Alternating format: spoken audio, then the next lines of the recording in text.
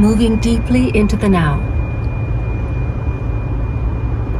I feel that there is still a great deal I need to learn about the workings of my mind before I can get anywhere near full consciousness or spiritual enlightenment. No, you don't.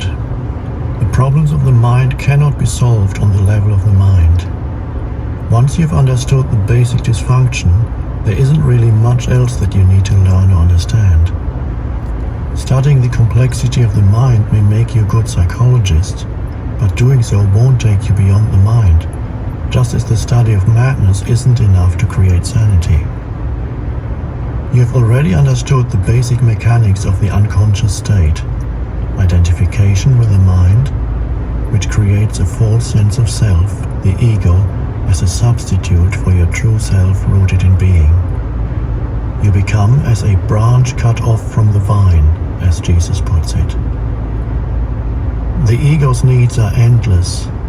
It feels vulnerable and threatened, and so lives in a state of fear and want. Once you know how the basic dysfunction operates, there's no need to explore all its countless manifestations, no need to make it into a complex personal problem. The ego, of course, loves that. It is always seeking for something to attach itself to in order to uphold and strengthen its illusory sense of self. And it will readily attach itself to your problems. This is why, for so many people, a large part of their sense of self is intimately connected with their problems.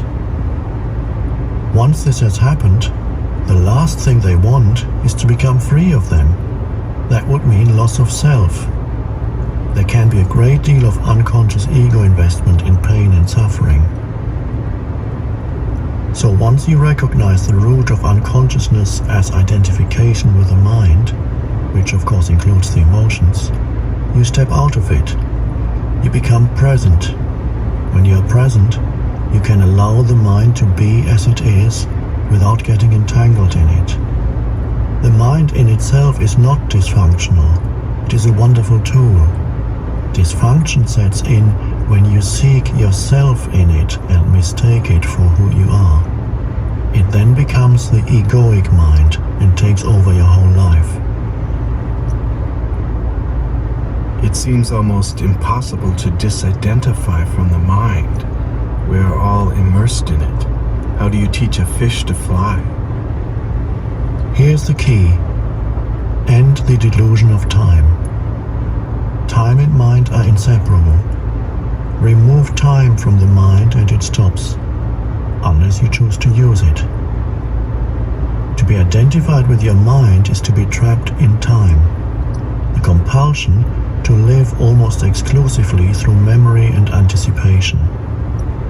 This creates an endless preoccupation with past and future and an unwillingness to honor and acknowledge the present moment and allow it to be.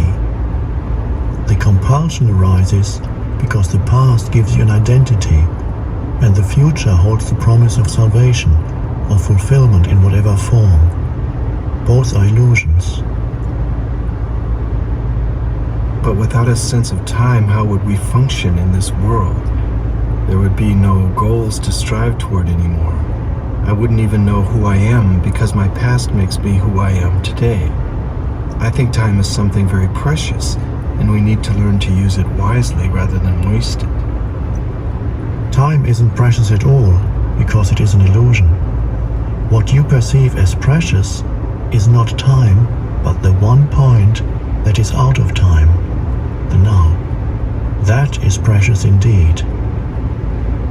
The more you are focused on time, past and future, the more you miss the now, the most precious thing there is.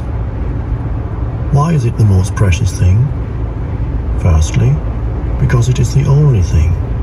It's all there is. The eternal present is the space within which your whole life unfolds, the one factor that remains constant. Life is now. There was never a time when your life was not now, nor will there ever be.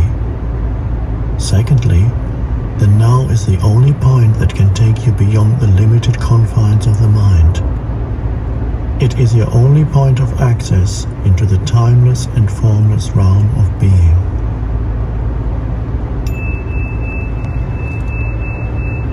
aren't past